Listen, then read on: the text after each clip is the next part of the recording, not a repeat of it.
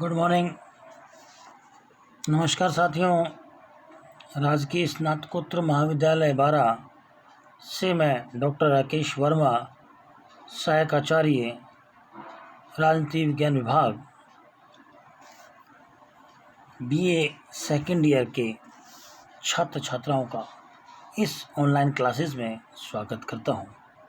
प्यारे बच्चों, बीए द्वितीय वर्ष में द्वितीय प्रश्न पत्र भारतीय राजनीतिक व्यवस्था पुस्तक का हम अध्ययन कर रहे हैं। आज हम इस पुस्तक में के अध्याय में भारत में विद्यमान राज्य सभा के शक्तियां और कार्य के बारे में अध्ययन करेंगे। हम राज्यसभा के बारे में बात करते हैं। राज्यसभा संसद का उच्च सदन है। इसे अनुभवी लोगों का सदन भी कहा जाता है, बुजुर्ग लोगों का सदन भी कहा जाता है और स्थायी सदन भी कहा जाता है। राज्यसभा की जो रचना है वो संविधान के अनुच्छेद 80 में दर्शाई गई है और ये कहा गया है कि राज्यसभा की सदस्य संख्या 250 होगी। उसमें 12 लोग वो नामजद होंगे जिन्हें राष्ट्रपति भेजेगा, जो किसी क्षेत्र विशेष के अनुभवी होंगे, जैसे कला, साहित्य, विज्ञान, समाज सेवा, सहकारिता आदि। वर्तमान में 245 सदस्य राज्यसभा में हैं। 233 निर्वाचित हैं। जो निर्वाचित हैं उनका निर्वाचन एकल संक्रमणीय अनुपातिक प्रतिनिधित्व प्रणाली से किया जाता है और इनका चुनाव राज्यों की विधानसभाओं के प्रतिनिधि के रूप में किया जाता है। आज हम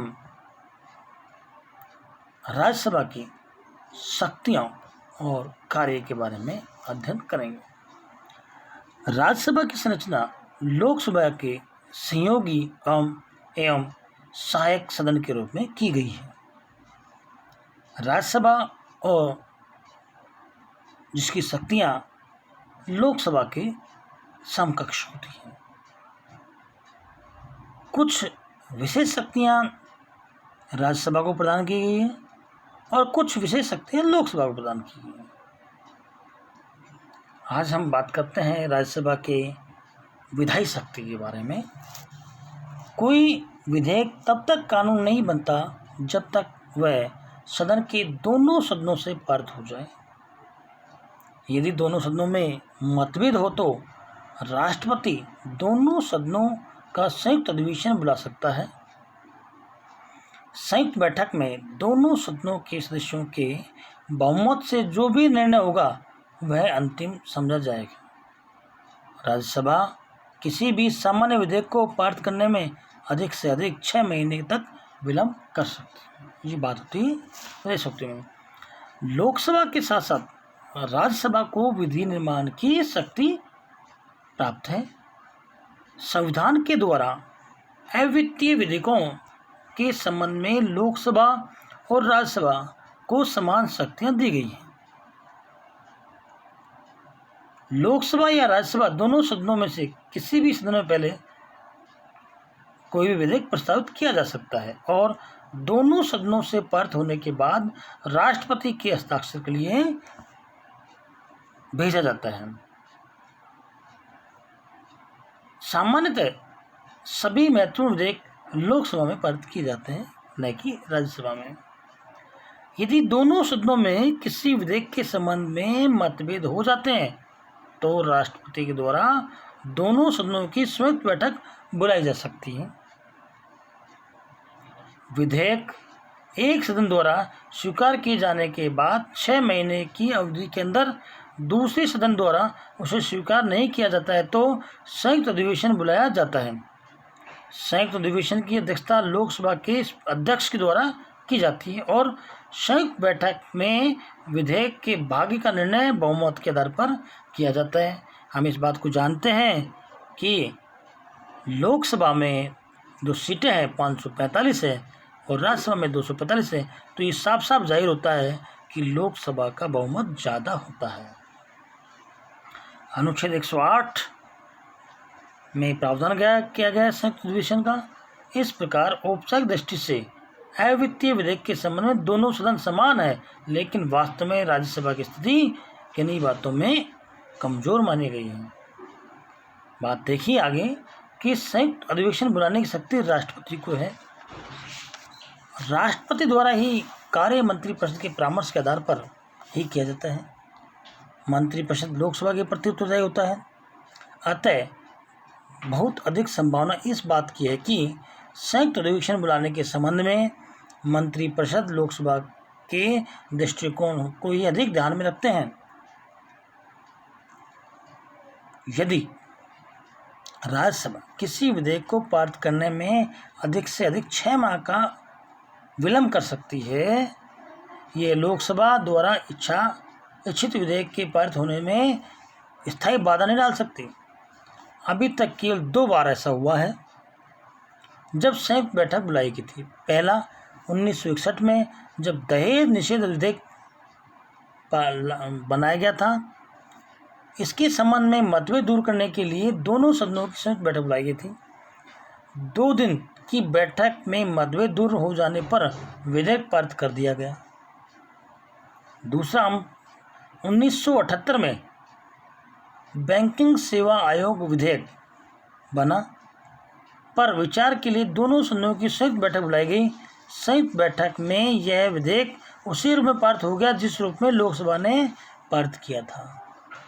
इस बात को हम देख रहे हैं कि ये माना जाए कि लोकसभा ज़्यादा प्रभावी है राज्यसभा से, मगर राज्यसभा का भी महत्व कम नहीं है। संविधान संशोधन विधेयक। राज्यसभा को लोकसभा के समान ही शक्ति प्राप्त है। संशोधन प्रस्ताव तभी स्वीकृत समझा जाएगा जबकि सदन के दोनों सदनों द्वारा अलग अलग अपने कुल बहुमत तथा उपस्थित एवं मतदान में भाग लेने वाले सदस्यों के 2/3 बहुमत से पारित किया जाए। संविधान संशोधन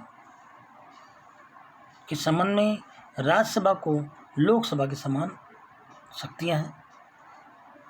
संविधान में संशोधन विधेयक संसद के किसी भी सदन में प्रस्तावित किया जा सकता है और संशोधन प्रस्ताव तभी स्वीकृत समझा जाएगा जबकि उसे संसद के दोनों सदनों द्वारा अलग अलग अपने कुल बहुमत 2/3 बहुमत या उस समय उपस्थित करने वाले मतदान करने वाले लोगों का 2/3 बहुमत हो।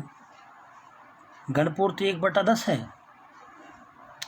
संशोधन प्रस्ताव पर संसद के दोनों सदनों में असहमति होने पर संसद के दोनों सदनों की संयुक्त बैठक की कोई व्यवस्था नहीं की गई है।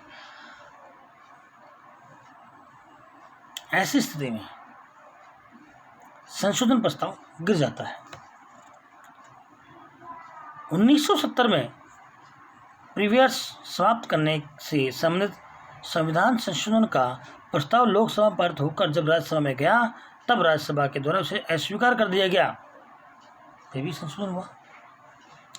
1973 में जब लोकसभा द्वारा 45वें संविधान संशोधन विधेयक को पारित कर राज्यसभा में भेजा गया तो राज्यसभा के द्वारा इस संशोधन विधेयक को 5 संशोधन सहित पारित किया गया। ऐसी स्थिति में लोकसभा और शासन के सम्मुख 2 मार्ग थे। समस्त संशोधन विधेयक छोड़ दिया जाए या उसे उस रूप में स्वीकार कर लिया जाए जिस रूप में राज्यसभा के द्वारा पारित किया गया। लोकसभा के द्वारा दूसरे मार्ग को अपनाया गया। 1989 में लोकसभा द्वारा पारित 64वें 65वें संवैधानिक संशोधन द्वारा ग्रामीण और शहरी क्षेत्र में स्थानीय स्वशासन संबंधी विधेयक को राज्यसभा में 2/3 समर्थन नहीं मिला। इस प्रकार से संविधान संशोधन विधेयक संसद में अस्वीकृत हो गया। इस प्रकार विभिन्न अवसरों 1970, 1978 और 1979 में राज्यसभा द्वारा संविधान संशोधन के संबंध में अपनी शक्ति का परिचय दिया गया। अगला है वित्तीय शक्ति। राज्यसभा को ऐसे विधेयक की प्राप्ति से 14 दिन पूर्व के भीतर उसे लोकसभा को लौटाना पड़ता है। यदि यह उस अवधि के भीतर लोकसभा को नहीं लौटाया जाता है तो विधेयक को उक्त अवधि की समाप्ति पर दोनों सदनों द्वारा उस रूप में पारित किया गया समझा जाएगा जिसे इसे लोकसभा द्वारा पारित किया गया था। राज्यसभा को कुछ वित्तीय शक्तियाँ प्राप्त है। हम जानते हैं संविधान के द्वारा उनको ये अधिकार प्राप्त है। संविधान के अनुसार वित्त विधेयक पहले लोकसभा में प्रस्तावित की जाएंगी। लोकसभा द्वारा अस्वीकृत होने पर वित्त विधेयक राज्यसभा में भेजे जाएंगे। राज्यसभा इसे कम से अधिक 14 दिन तक इसको अपने पास रख सकती है या उसको संशोधन कर सकती है। राज्यसभा वित्त विधेयक के संबंध में अपने सुझाव लोकसभा को दे सकती है, लेकिन लोकसभा की इच्छा है कि वो माने या नहीं माने। 1977-78 के वार्षिक बजट के संशोधन की सिफारिश की गई थी, लेकिन लोकसभा ने राज्यसभा के प्रस्ताव को रद्द किया था। अगला है कार्यपालिका शक्ति। राज्यसभा के सदस्य भी मंत्री नियुक्त हो सकते हैं, फिर भी राज्यसभा प्रश्नों, प्रस्तावों और वाद विवादों द्वारा मंत्रिमंडल के कार्यों पर कुछ अंश में नियंत्रण रख सकती है। हमने संसदात्मक व्यवस्था अपनाई है। मंत्रिपरिषद लोकप्रिय सदन के प्रति उत्तरदायी है। अब लोकप्रिय सदन तो लोकसभा है, अतः भारत में मंत्रिपरिषद केवल लोकसभा के प्रति सामूहिक रूप से उत्तरदायी है, न कि राज्यसभा के प्रति। राज्यसभा के सदस्य मंत्रियों से प्रश्न एवं पूरक प्रश्न और उसकी आलोचना भी कर सकते हैं, परंतु उन्हें अविश्वास प्रस्ताव द्वारा मंत्रिमंडल बढ़ाने का अधिकार नहीं रखते हैं। इंदिरा गांधी के शासनकाल में जब श्रीमती इंदिरा गांधी लोकसभा की सदस्य नहीं रही तो राज्यसभा से चुनी गई। उस समय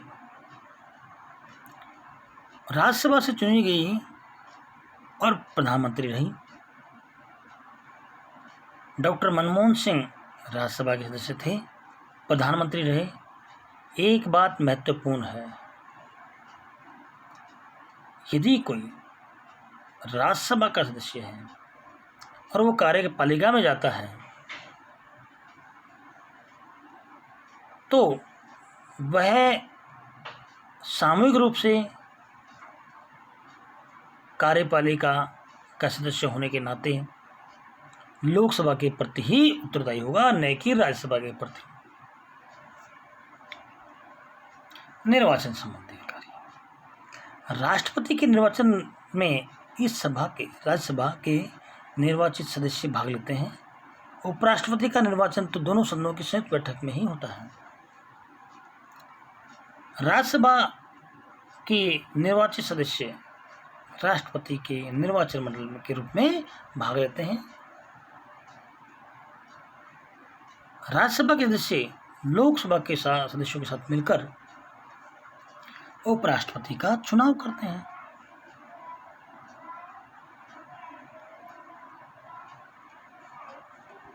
महाभियोग की शक्ति। महाभियोग के प्रस्ताव दोनों सदनों में से किसी एक के सामने रखा जा सकता है।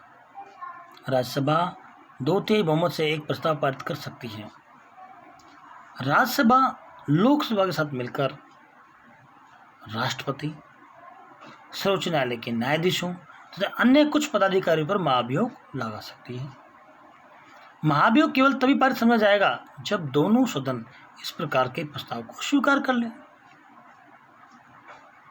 राज्यसभा लोकसभा के साथ मिलकर बहुमत से प्रस्ताव पास कर राष्ट्रपति को उसके पद से हटा भी सकती है। उपराष्ट्रपति को पद से हटाने का प्रस्ताव प्रथम बार लोकसभा में ही पारित होकर और राज्यसभा में पारित होकर के लोकसभा के पास जाता है।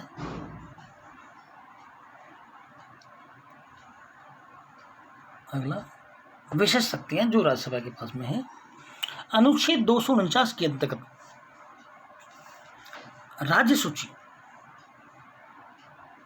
के विषय पर 1 वर्ष का बिल बनाने का हक है। दूसरा, अनुच्छेद 312 के अंतर्गत नवीन अखिल भारतीय सेवाओं का गठन। और तीसरा, उपराष्ट्रपति को पद से हटाने का प्रस्ताव राज्यसभा में ही लाया जा सकता है। राज्यसभा को 2 ऐसे अन्य अधिकार प्राप्त हैं जो लोकसभा को प्राप्त नहीं है और जिनका प्रयोग अकेले राज्यसभा को ही करती है। इस प्रकार की शक्तियों के संबंध में देश के संघीय ढांचे और राज्यसभा को राज्यों का एकमात्र प्रतिनिधि होने के नाते इस प्रकार की 2 शक्तियां प्राप्त हैं, जिसमें पहले हम बात कर रहे हैं अनुच्छेद 249 के अनुसार राज्यसभा उपस्थित और मतदान में भाग लेने वाले 2/3 सदस्यों के बहुमत से राज्य सूची के किसी विषय को राष्ट्रीय महत्व का घोषित कर सकती है।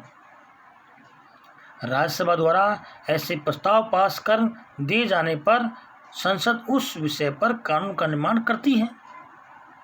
ऐसा प्रस्ताव प्रारंभ में 1 वर्ष के लिए लागू होता है, लेकिन यदि राज्यसभा चाहे तो हर बार उसे 1 वर्ष के लिए बढ़ा सकती है। अनुच्छेद 249 पूरा हुआ। अब है अनुच्छेद 312। राज्यसभा ही अपने 2/3 बहुमत से प्रस्ताव पारित कर नई अखिल भारतीय सेवाएं स्थापित करने का अधिकार केंद्र सरकार को दे सकती है। राज्यसभा जब तक इस प्रकार का प्रस्ताव पारित न कर दे तब तक संसद या भारत सरकार किन्हीं नवीन अखिल भारतीय सेवाओं की व्यवस्था नहीं कर सकती है।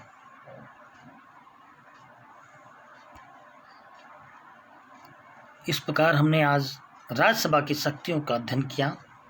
राज्यसभा ने केवल द्वितीय महत्वपूर्ण सदन है। शक्तियों की दृष्टि से इसकी स्थिति ब्रिटेन के लॉर्ड ऑफ और अमेरिका के सीनेट से कम नहीं है। वास्तव में संविधान निर्माताओं द्वारा राज्यसभा को प्रथम सदन के सहायक और सहयोगी सदन की भूमिका ही प्रदान की गई है। प्रतिनिधित्व सदन का नहीं, लोकसभा की तुलना में निर्बल होते हुए उसकी स्थिति बहुत मजबूत है।